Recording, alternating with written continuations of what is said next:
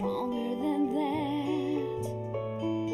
Trouble comes screaming, we always holler back. Don't let it get us down.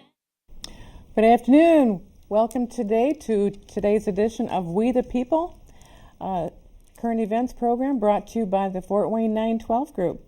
And we have here today Lonnie and Barb Cox to share with us about the Shepherd's House.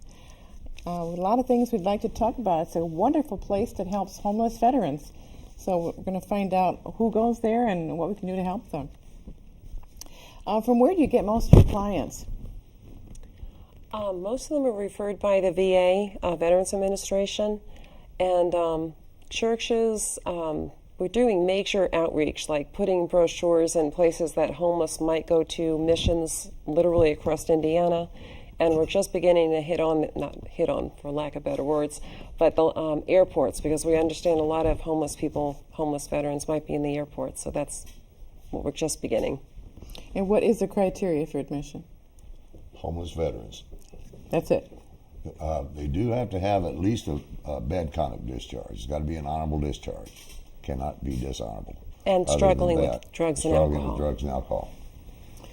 Okay. I understand that your mission statement, according to what I read on the website, is to restructure the lives of those with drug and alcohol addictions to ensure that they lead sober, productive, independent lives, that they successfully complete rehabilitation, and develop a solid foundation to build a future upon. This is pretty exciting. So what does it cost per individual? For a veteran, he's able to stay at the Shepherd's House up to 2 years, and it costs him not 1 cent. Really? Who's underwriting this? Well, the Veterans Administration takes care of a stipend for their housing. And then beyond the breakfast, lunch, dinner, snacks, bedding, toiletries, and all of that, we have social workers and staff and everything else. So they've got a really, really nice home. They honestly have everything they need. So how large is this home? How many can you accommodate? At this point, about 50. And, of course, the animals. And I don't think we're going to be growing, but we never know what God makes us do. We thought at the beginning we'd have 2, and then 2 turned into 20. Well, now we're at 50. So, are these men all single? Yes. If they have a spouse, the spouse is not in the picture? Hopefully not in our building. We're not equipped for families. From what I've read on the internet, and you have an excellent website, shepherdshouse.org. Mm-hmm. Excellent website. I spent quite a bit of time there this afternoon, and just was amazed at how much information is there. You have a program that says it's a 12-step program, but it's not the typical rehabilitation program for druggies or alcoholics. You combine something else. Yeah, when we started this in 1998, it was really like the bottom line, because everyone was the higher power, which my husband says can be a doorknob, it can be a tree. Well, at the Shepherd's House, it's Jesus Christ. And our facilitators of these meetings are very bold to say this is a Christ-centered program. Well, at the beginning, they kind of thought we were crazy, but it's working. I mean, it's working beautifully. What's your recidivism rate? For those who complete the program, I think it's about 85%. That's quite high considering the national average. It's extremely high. Just to say a quick story, at the beginning, when we said this is a Christ-centered program, we're going to have Bibles everywhere, it's going to work, we went to the judges, and I don't think the judges would have referred a ground squirrel to us because we were crazy. We had no background, we had no education. We said, God wrote these rules and it will work. Well, now we have a letter of support signed by, is it 5 Superior Court judges? It's working, and it's all God. God is good. God is good.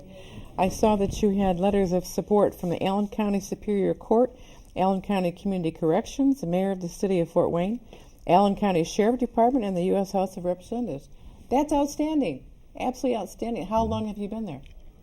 Been in this building 10 years. I think. 11 years in the new building.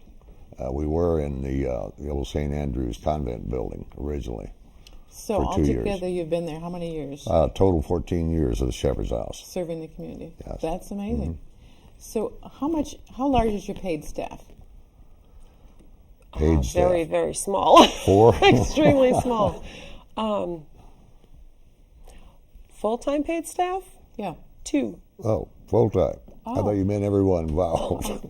Wow, that's amazing. Yeah, it So is amazing. Do you partner with churches and community organizations, or? Yes, we have, I think there's 6 area churches that take their turns. They come in one Friday night a month. We have volunteers, Volunteer Center helps out, Grace Gathering Church helps out tremendously. Volunteers come from everywhere, but they just take a little shift, but they're just 3 hours a week or 6 hours a week. We have coverage 24/7. It's amazing. We might get a phone call in the middle of the night and say, whatever church from Huntertown or something, we'd like to come down and do dinner for the guys one night. What night could we do that? So we just make arrangements. They'll come down, cook dinner for the guys, and sit down with them and talk. So the church plans a meal for 50 people. Is that what they would do? Well, right now I think we have 35 in there now, but we have available beds 51 total. So if churches or other organizations wanted to help out, who would they call? 424-2500. That would be our office number. 424-2500. But Barbara's phone is on 24/7. Yes, it is. 705-2347. No, that's mine. I'm sorry. Don't call me. I might be asleep. But call Barbara at 705-7642. Okay. So any person in an individual or a Sunday school class or a church could come and say, hey, I would like to give you 3 hours, or I'd like to give a meal, or anything like that. And a Yeah. lot of people in the past have called. Picture a little old woman. She doesn't have any money. She can't really get out. And I said, oh, I need you desperately. And she's like, what could I do? I said, you can be one of the prayer warriors. You can just adopt one of these clients, a prayer warrior. That's gold to us. Then another group of women, they're absolutely wonderful. I think the youngest of them is 70, and they go all the way up to 92. They make handmade quilts all year round. So at Christmas, every single client gets a handmade quilt for a present. That's really nice. They're absolutely beautiful, and they use old jeans. I mean, what you would think would be trash, they're the most beautiful quilts you could imagine, and they are so warm. What So a gift of love. I don't care what it is, but God can always use little talents. One little child, how old is he, 13? His group wants to try to make a picnic table. Well, that's wonderful. So there's always something for everybody to do. That's neat that there's always something for everybody to do, because people have different interests and different abilities and certainly different resources and money available to them. There's a lot of people who say, I would like to give, but I don't have $100. I don't have 50. So what could I give? I assume that you would accept any monetary amount. Absolutely. God will multiply anything. But one group, Colony Heights, years ago said, well, they don't have very much money. Could we just collect coffee? I'm like, a can of coffee would be great. They drink coffee 24/7. They collected 680 pounds of coffee. I knew we were set for years. It Well, it lasted didn't last 8 years. months. Oh, wow. They're big coffee drinkers, That's good. recovering alcoholics. So But any little goes bit along helps. with Imagine it. that, yeah.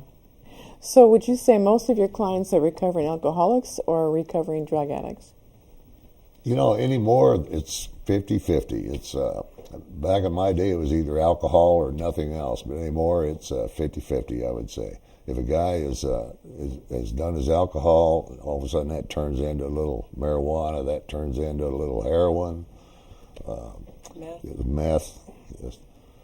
It's easy to It's, get addicted. Yeah, highly addictive. Yeah, Yeah. and it's trying to just be high or low. It doesn't really matter. Just a change of state from where I've been.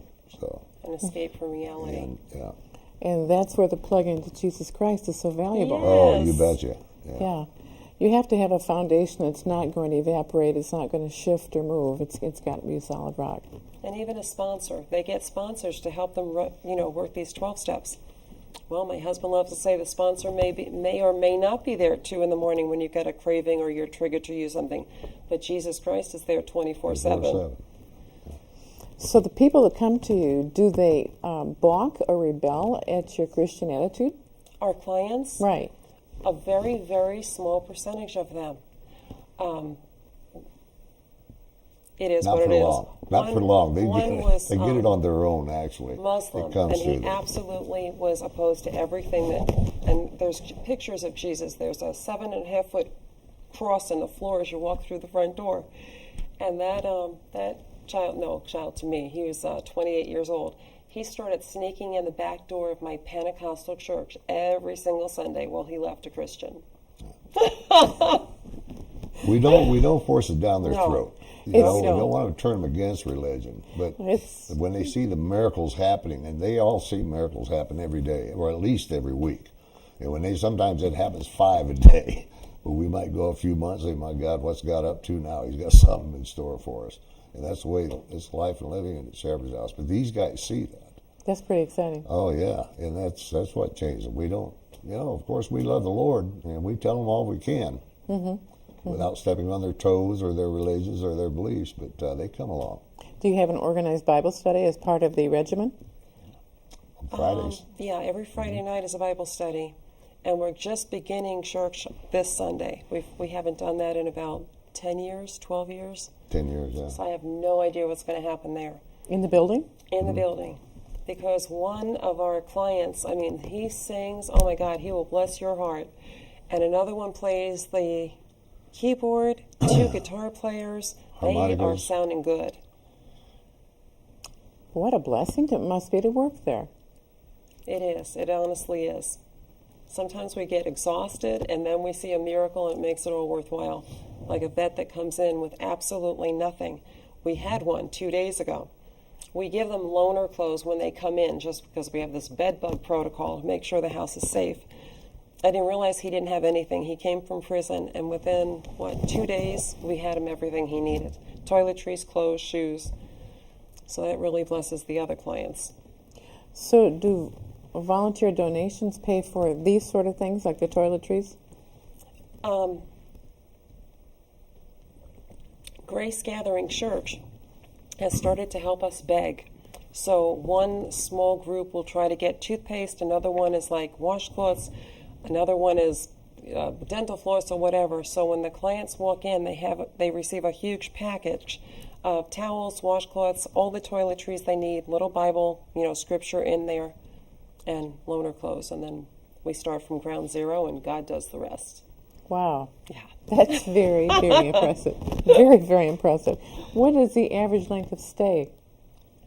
I think the average length is probably, if you divided this up in the last 5 years, probably 12 to 13 months, I would say, at an average.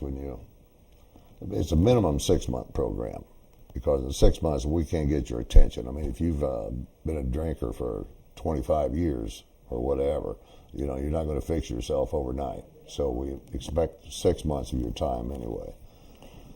So do But I pe- would say the average probably about 13, 14 months, somewhere in that area. I guess we never really sat down and looked at it just from.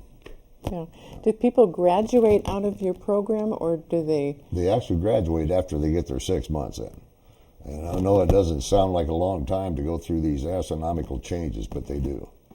After the first 30 days, it's really tough. It's probably scary for a lot of people. Oh yeah, because it's completely different, and it's rules. I haven't done rules thing for a long time. So all of a sudden, you want me to do rules? You want me to make my bed, get up in the morning, go to bed at night, same time as the rest of the guys? But after about 35, 45 days, I would say you start seeing changes in them. Is They it enjoy being sober then. dormitory style living, or what is it?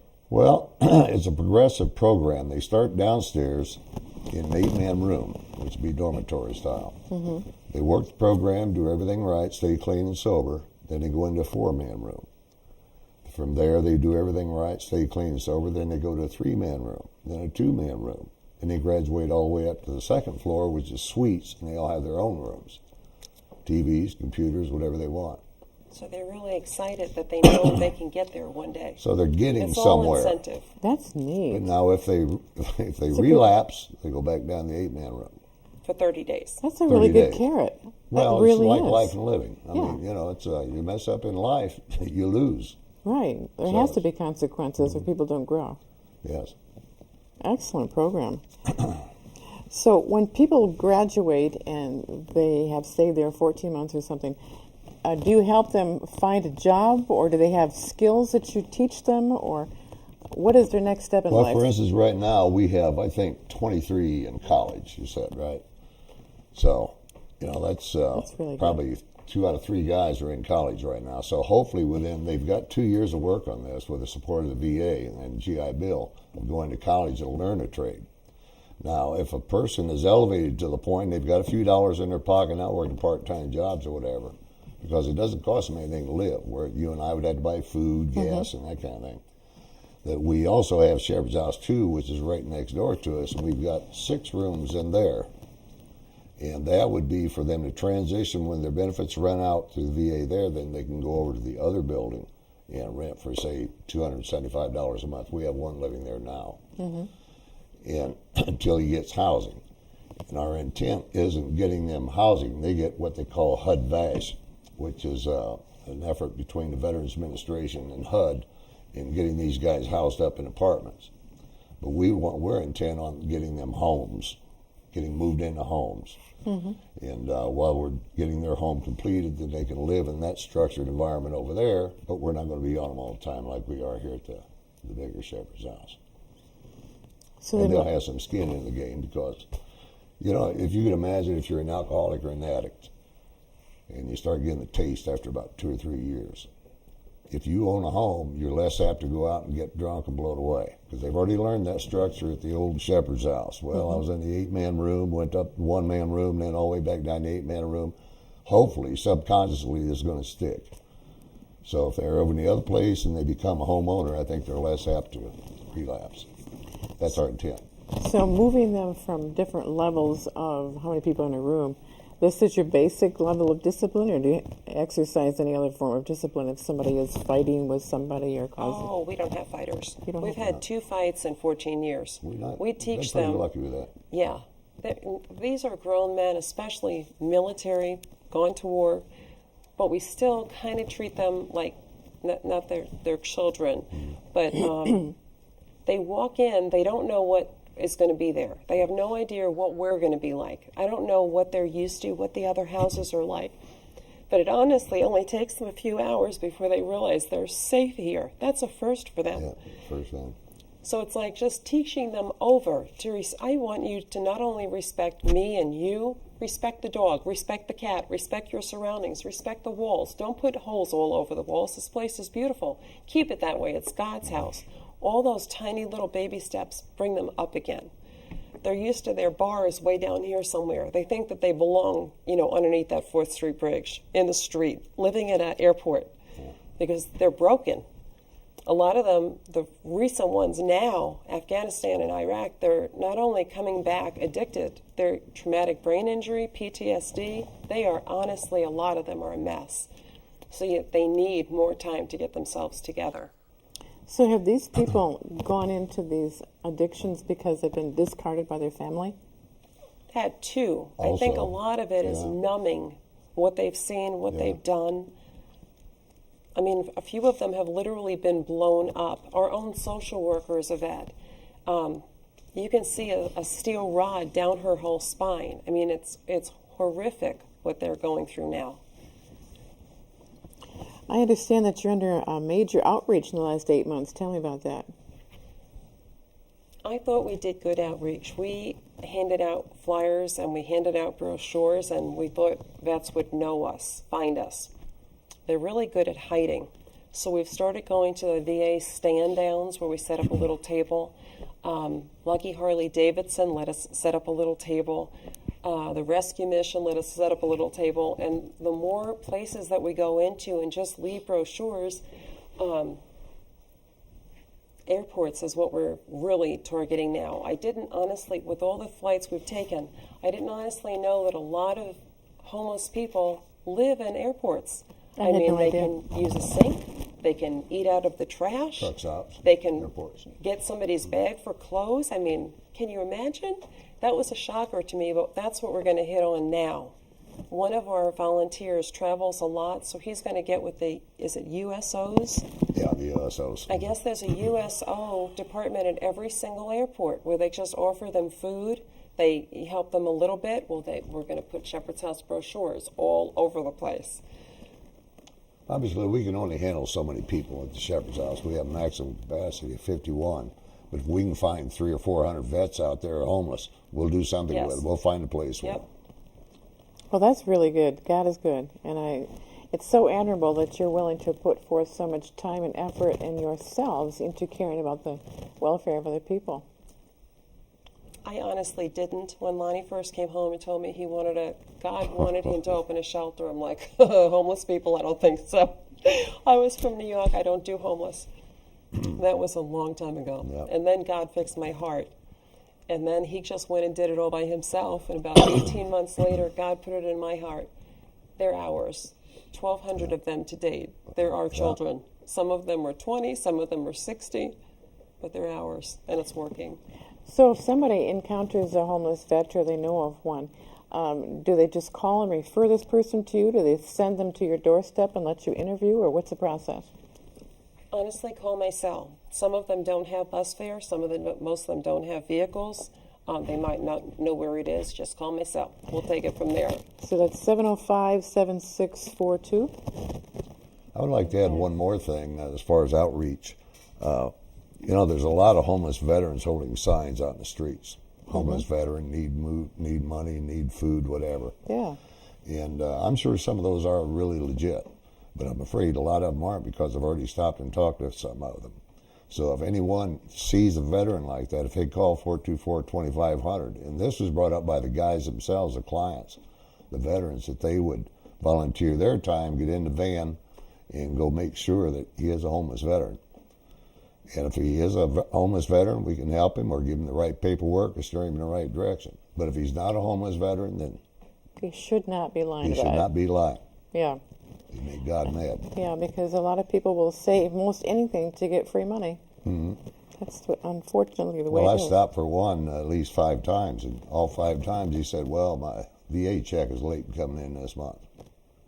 So I was in the military. I know how it works. It's not quite that way. You told me earlier about Wrigley Field is having an event for you on August 17th. It's a bike ride, motorcycle ride. I think it's turning more into just a support Shepherd's House, friend maker, and silent auction. It should be a lot of fun. Starts at 10 a.m. and I think it ends about 4 at Wrigley Field on State Street. There should be a good. lot of bikes there. What, about 200 or 300 probably, they We're said. hoping. Under the streets. Well, that's really neat. There's a lot of ways that people can be involved, and they can volunteer their time and their resources. And if we find someone that is truly a homeless vet, we should definitely volunteer to help that person get in contact with you. There's so much need out there. Can you tell me any stories while we're wrapping up of people that you know have had really good success stories? Well, there's one guy down in Alabama. He's called me for the last 6 years now. On his sobriety date, he calls me, said I'm still sober.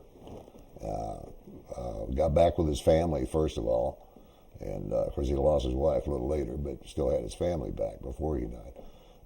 Dan is great.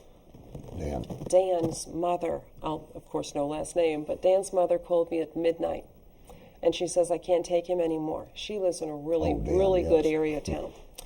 And her son wakes up, has coffee, 10 a.m., he switches to vodka, sits at the computer, that's all he does. So I said, well, if you really want him out of there, I'll help you kick him out. We'll get a hold of the police. So the police called me back about an hour later. Were you serious? Are you going to take this guy in? So I did. We didn't even know he was a veteran. This is way before we even dealt with veterans. So here he comes, shaking. I had no idea how bad he was going to have. What do you call it? he was Oh just my hard God. DTs. It was terrible. He couldn't hold a cup He of could have water. died. Well, the clients didn't even tell me, but they stayed up with him 3 nights because you couldn't leave him alone. He could seriously die. He couldn't even eat a soda cracker. So when he finally sobered up about a week later, I'm looking over his resume. And I looked at him. I said, what is wrong with you? He's like, what do you mean? I said, look at this resume. Secret, secret, secret.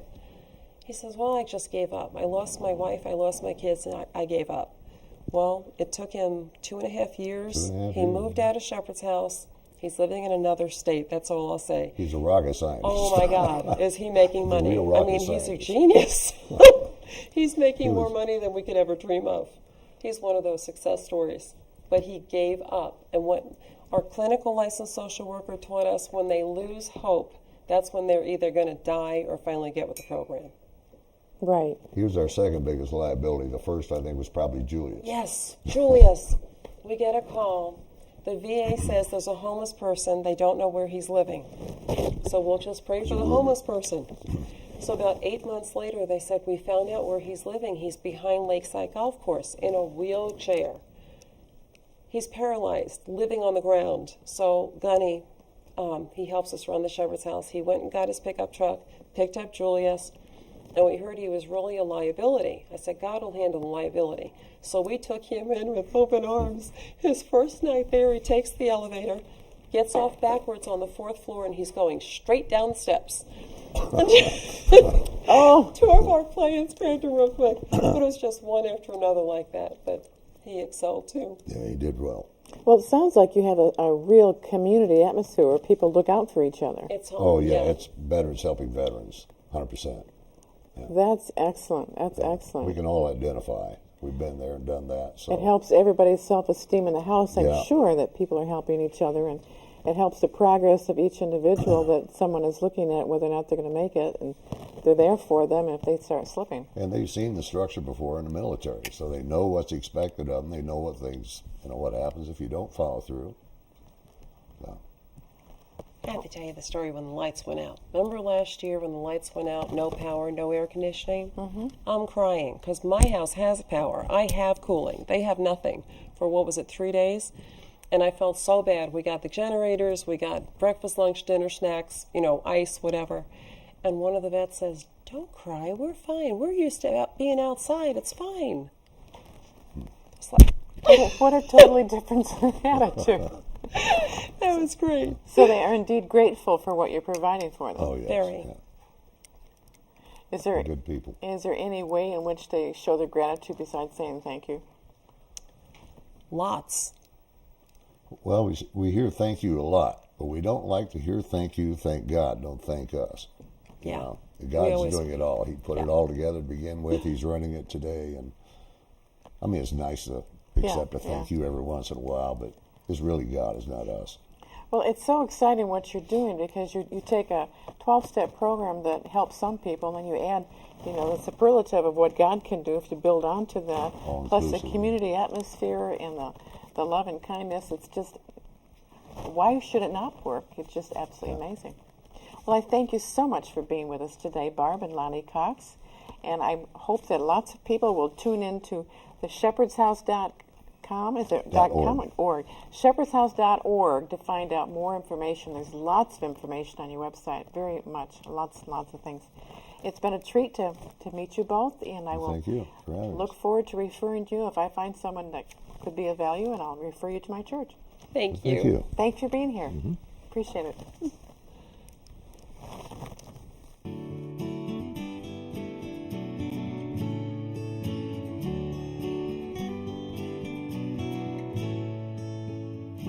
Hunkered in the sand, middle of nowhere. The war was raging, and he didn't think he'd be spared. He told his buddy, "Guess this is the end." His buddy looked at him, said, "Don't say that again, 'cause